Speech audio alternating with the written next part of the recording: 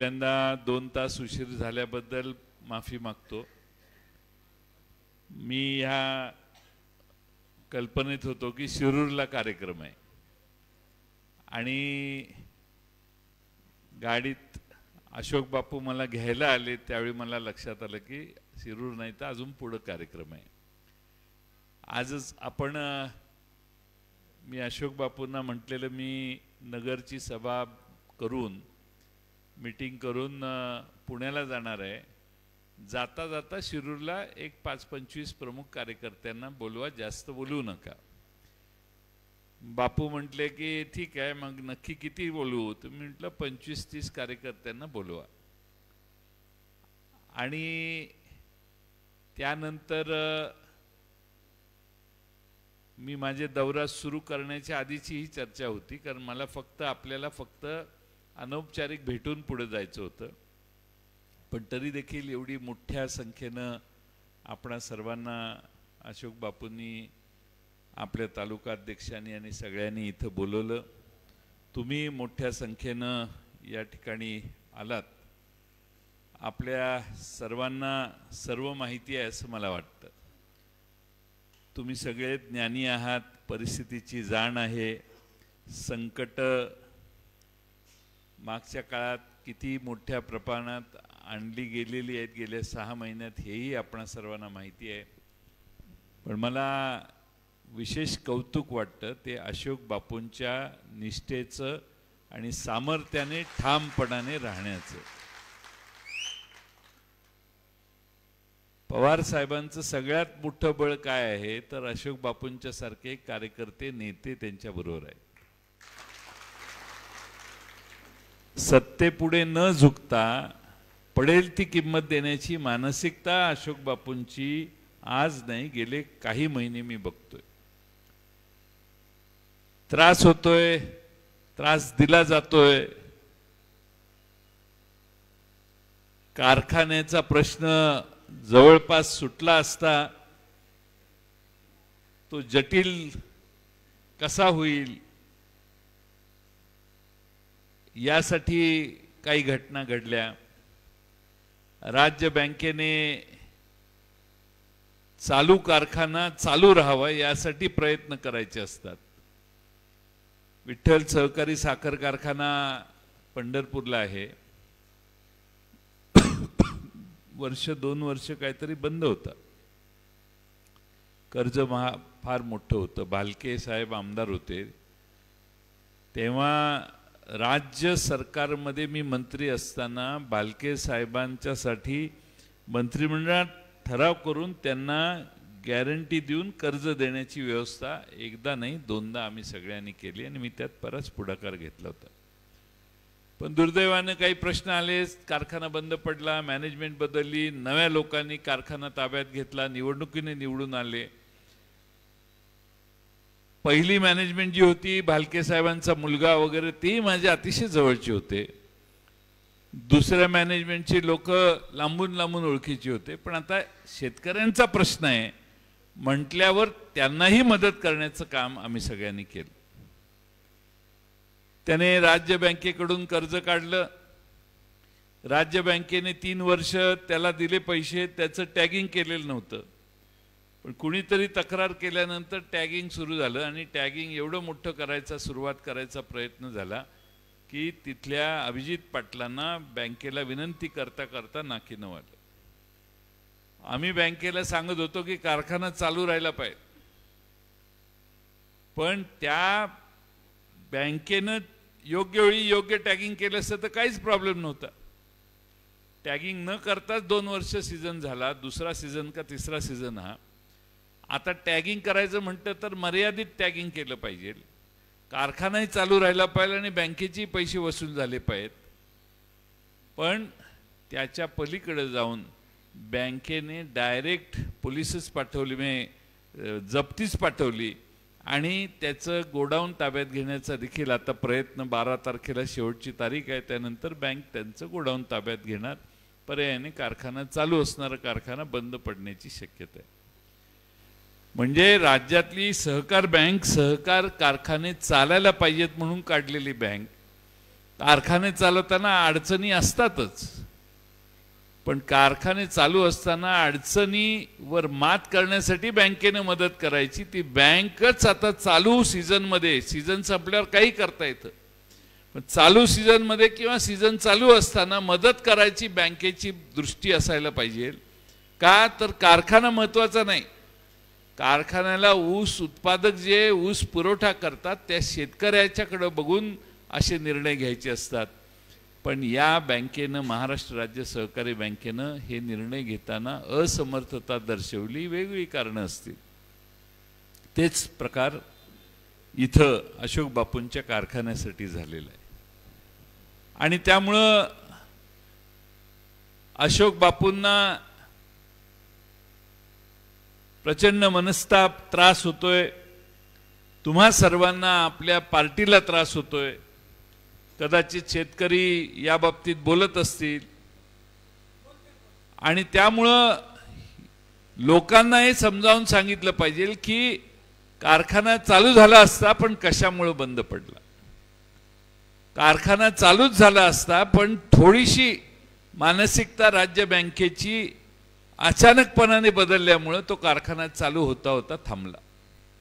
हे तुम्ही लोकांना जरा समजावून सांगा. सविस्तर योग्य वेळी खुलासेवार आपण बोलू, पण आपल्याला मानसिकता लक्षात आली पाहिजे की या राज्यात सहकारी साखर कारखाने शेतकऱ्यांच्या मालकीचे आहेत. ते काय अशोक बापू किंवा ते अभिजित पाटलाच्या मालकीचे नाहीत.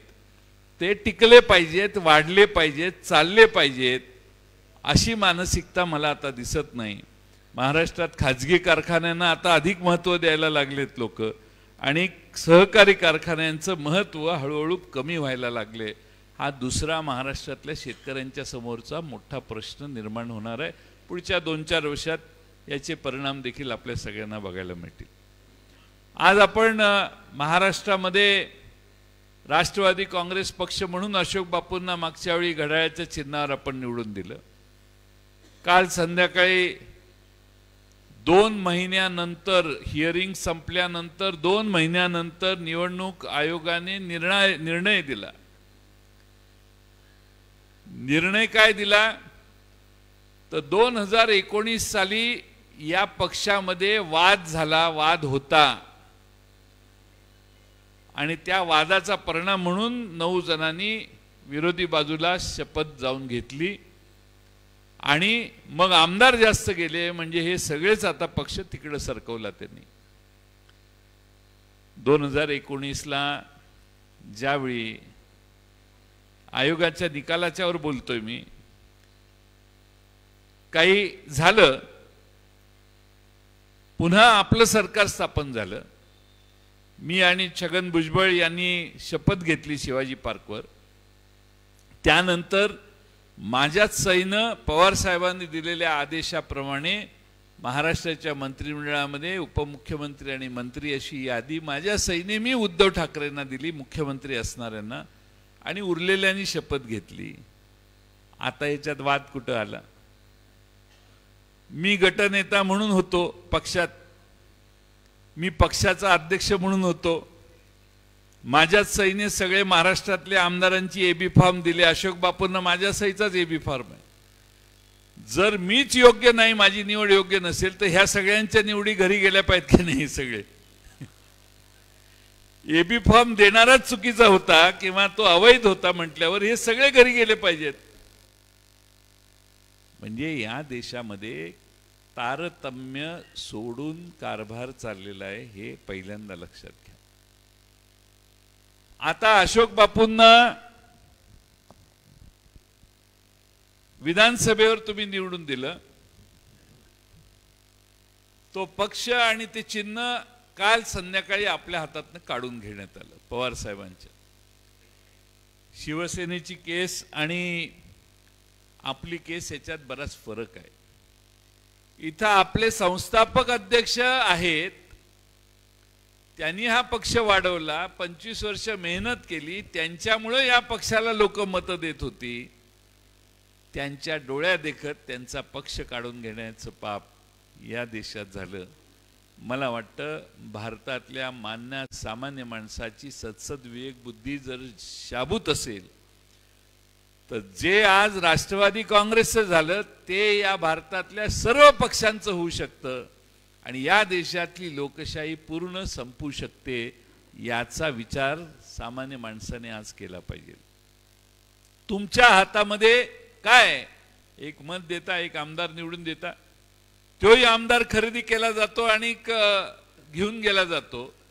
कुठल्याही पक्षातनं निवडून या पण ते आमदार आम्ही लोहचिंबकासारखे खरेदी करू शकतो, पळवून घेऊन जाऊ शकतो। ही लोकशाही आज भारतात सध्या चालू आहे। त्यामुळे न्यायाचं काम चालू नाही। पोलीस स्टेशनमध्ये जाऊन आमदार गोळीबार करायला लागलेले आहेत। तुम्हाला माहिती आहे की नाही, आमदारांनी पोलीस स्टेशनमध्ये शिरून गोळीबार केला। गणपत गायकवाड, गुन्हेगाराचं शक्यतो नाव घ्यायचं नसतं म्हणून मी घेतलं नाही, पण ठीक आहे तर आता ती गुन्हेगार आहेत। ज्याच्यावर गोळ्या झाडल्या तो बरा आहे का बिघडला का आहे का नाही ही माहित नाही, बातमी एक ओळ नाही कुठं। त्याची प्रकृती सुधारते आहे, तो आता घरी गेला, काहीतरी बातमी यायला पाहिजे की नाही चौकटीत कुठंतरी। कवा वाचली आहे का बातमी? त्याचं काय झालं हा तर पुढचाच प्रश्न आहे।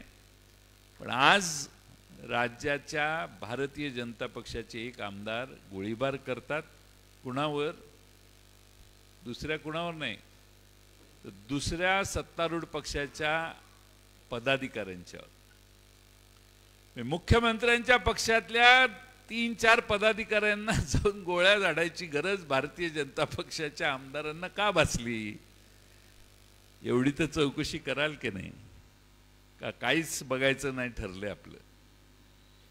आज एवढ्या मोठ्या प्रमाणामध्ये आमदार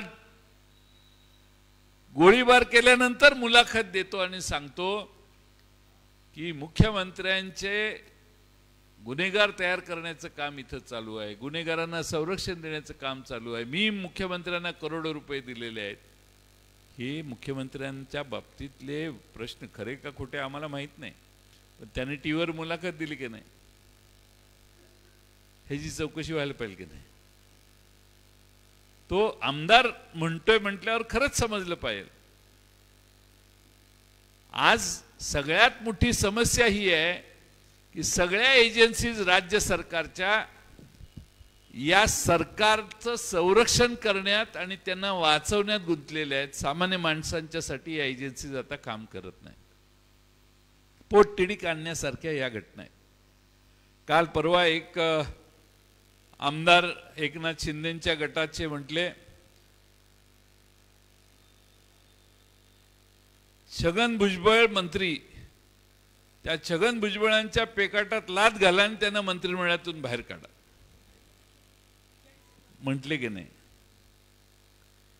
मग मुख्यमंत्र्यांनी किंवा 2 उपमुख्यमंत्र्यांनी त्या आमदाराला दम दिला असं कुठं ऐकलं का तुम्ही? त्याला बडबडले, त्याला काढून टाकला, ऐकलं का? लवांडे तुम्ही ऐकलं असेल तर बोला, ऐकलं का? असं कधी झालं का काय? या राज्याच्या सत्तेत असणाऱ्या मंत्रिमंडळात असणाऱ्या मंत्र्यांनी पण ते सहन करावं लागते, काय करणार? आपला बल्ल्या झालाय त्यामुळे ते स्वीकारावं, सहनच करावं लागतंय। एकनाथ शिंदेची सहनशीलता तर काय विचार नका। सगळ्या त्यांचे जे 40-50 आमदार आहेत त्या सगळ्यांचं सगळं सहन करावं लागतं बिचाऱ्यांना। आज आपल्या सर्वांनी या राज्याच्या परिस्थितीचा आढावा घेतला तर राज्य सरकार प्रचंड प्रचंड प्रचंड अशा गोंधळात अडकलेलं आहे असं माझं मत आहे। आमच्या आता काही सभांना कॉन्ट्रॅक्टर वगैरे काही यायचे बंद झाले, पूर्वी यायचे, जरा सत्ता होती त्यावेळी। पण तुमच्यापैकी काही जणांचे कॉन्ट्रॅक्टर मित्र असतील तर त्यांना सल्ला द्या।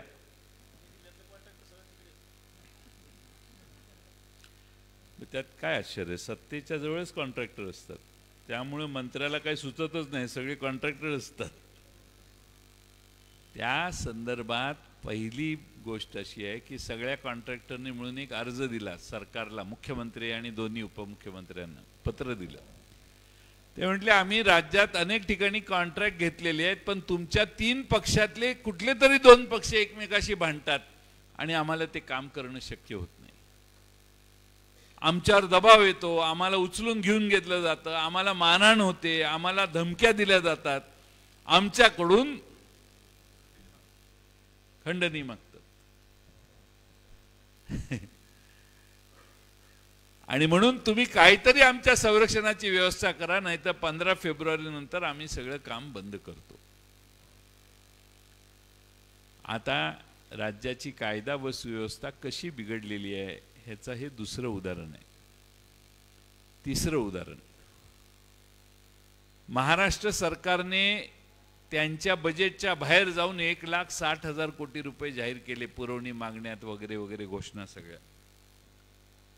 आता तुमच्यापैकी जर ओळखीचे कोण कॉन्ट्रॅक्ट असतील तर त्यांना माझा सल्ला सांगा. मी बरेच वर्ष राज्याचा अर्थमंत्री म्हणून काम केले. बजेटच्या वाईट पुस्तकामध्ये, पुरवणी मागणीच्या वाईट पुस्तकामध्ये जेवढा आकडा असेल तेवढंच काम करा म्हणा. समजा 10 कोटीचं कॉन्ट्रॅक्ट आहे, फार उत्साहानं 7-8 कोटीचं काम केलं तरी बजेटच्या पुस्तकात त्याला 2च कोटी असतील, तर वरचे 7-8 कोटी मिळायला त्याला 2-3 वर्ष घासावी लागेल, कारण पैसेच नसतील सरकारकडे. निवडणुकीच्या नंतर येणारा अर्थमंत्री आणि सरकार यालाही मागची बिलं देता देता नाकीनऊ येणार आहे. आणि म्हणून आपल्या सगळ्या कॉन्ट्रॅक्टर मित्रांना सांगा, आता ते कॉन्ट्रॅक्टरनी कामं घेताना काहीतरी दिलेलं असेल, ते बुडलंच, तो विषय संपला. पण त्याचबरोबर जेवढं बजेटच्या पुस्तकात आकडा दिलाय त्या आकड्याच्या पुढे जाऊ नका म्हणा, नाहीतर मग कर्ज फेडत बसावं लागेल कुठल्या तरी बँकेचं. तिसरा महत्त्वाचा प्रश्न म्हणजे आपला देश मनमोहन सिंगांचं सरकार होतं त्यावेळी फक्त 56 लाख कोटी रुपयाच्या कर्जाचा होता. आज 205 लाख कोटीचं कर्ज आहे. घरी गेल्यावर तुमच्या घरात तुमचा नातू मुलगा लहान असेल, त्याला जाऊन तुम्ही बेलाशक सांगा की तुझ्या डोक्यावर 1.5 लाख रुपयाचं कर्ज आहे. आंतरराष्ट्रीय नाणेनिधी संस्थेनं, IMFने सांगितलेलं आहे की आता कर्ज काढायचं थांबवा. जर वाढवलं तुम्ही तर श्रीलंकेसारखी तुमची अवस्था होईल, कृपा करून थांबा. आणि या देशामध्ये गुंतवणूक तर वाढत नाही मर्यादेपेक्षा जास्त. गुंतवणूक वाढली नाही, रोजगार निर्माण होणार नाही. रोजगार झाला नाही तर संपत्ती नवी निर्माण होणार नाही. नवी संपत्ती निर्माण झाली नाही तर परतफेड कर्जाची कशी करणार. म्हणून कदाचित पुढच्या 3-4 वर्षात आपल्या देशाला देखील आर्थिक संकटाला तोंड द्यावं लागेल. मी फार लांब भाषण करत नाही, पण माझा मुद्दा एवढाच आहे, ज्यांच्या हातात राज्य आहे त्यांनी या देशात काही अनर्थ तयार करण्याचा प्रयत्न चालू केलेला आहे किंवा आपोआप व्हायला लागलेला आहे. आणि म्हणून माझी तुम्हा सगळ्यांना विनंती आहे की आपण सगळ्यांनी जागरूकतेने सामान्य माणसाला अधिक जागरूक केलं पाहिजे, डोळस केलं पाहिजे, त्याला ही सगळी माहिती दिली पाहिजे. टेलिव्हिजनच्या पलीकडेही यूट्यूबचं एक जग आहे, ते बघायला प्रोत्साहन नव्या पिढीला आपण दिलं पाहिजे. त्या यूट्यूबवर अनेक लोक मतांतर जाहीर सांगत असतात. ती माहिती लोकांना, नव्या पिढीला जर मिळाली तर लोक त्यांचा ते निर्णय करतील. माझी आपणाला विनंती आहे की आपण शरद पवार साहेबांच्या मागे उभा राहण्याचा निर्धार केला आहे. अशोक पवार साहेबांच्या मागं तुम्ही सगळ्यांनी ताकद उभी केलेली आहे. शेवटी न्याय हा जगात कायम असतो, कधी अन्याय होत नाही, कायमचा न्याय असतो. अशोक बापूंनी जी तडफ दाखवली आहे, जो ठामपणा दाखवलेला आहे, त्यामुळं अशोक बापू हे किती एकनिष्ठपणाने शरद पवार साहेबांच्या मागे आहेत याचं उदाहरण त्यांनी घालून दिलेलं आहे. महाराष्ट्रामध्ये ठीक आहे आज आमदार कमी असतील, परंतु महाराष्ट्रातलं जनमत मात्र शरद पवारांच्या बाजूने. आणि जोपर्यंत आपली मतांची बँक कमी होत नाही तोपर्यंत राजकारणात घाबरायचं नसतं. आणि म्हणून तुम्ही योग्य दिशेनं काम करताय. आपला पक्ष बळकट करण्यासाठी अशोक बापूंनी जिल्ह्यातही वेळ द्यावा. तुम्ही तुमच्या या मतदारसंघाची काळजी सगळ्यांनी ताकदीनं घ्यावी. पवार साहेबांना साथ देण्यासाठी तुम्ही आजपर्यंत जो निर्धार दाखवलेला आहे, ठामपणा दाखवला आहे, त्याचं मी विशेष कौतुक करतो. पुन्हा कधीतरी जाहीर मेळाव्याला येईन, पण आज तुम्हा सगळ्यांना मध्येच ऑन द वे भेटावं अशी इच्छा झाली. अशोक बापू म्हणत होते मी चांगला मेळावा घेतो, गडबड नको करायला, पण मी म्हटलं नाही, आता जाता मला भेटायचंच आहे. मग मेळावा घ्यायचा असेल, सभा घ्यायची असेल तर साहेबांना बोलून एखादी सभा आपण मोठी घेऊ, पण आत्ता मला जाऊन भेटायचं आहे. म्हणून मी आपल्या सगळ्यांच्या दर्शनासाठी आलो आहे. आज आपल्या सगळ्यांचं दर्शन यासाठी की तुम्ही ठाम काम करणारे, तत्वाच्या बाजूनं राहणारी लोक आहात. अशा लोकांना मधून भेटलं तर प्रोत्साहन मिळतं आणि म्हणून तुम्हाला भेटायला आम्ही सगळे आलो आहे. पुन्हा एकदा आपल्या सगळ्यांचे उपस्थित राहिल्याबद्दल मनपूर्वक आभार मानतो. आमच्या शेवाळे बापूंचे आभार मानतो. पक्षाचे अध्यक्ष म्हणून आज जिल्ह्यात ते काम करतायत, तेही लांबून कुठून तरी इथं कार्यक्रमाला ह्या आजचे आले. व्यासपीठावरील अशोक बापूंना साथ देणारी सगळेच पदाधिकारी यांचे मी आभार मानतो. आणि या कार्यक्रमाला आल्याबद्दल तुम्हा सगळ्यांचे आभार म्हणून मी माझे 2 शब्द पूर्ण करतो. धन्यवाद.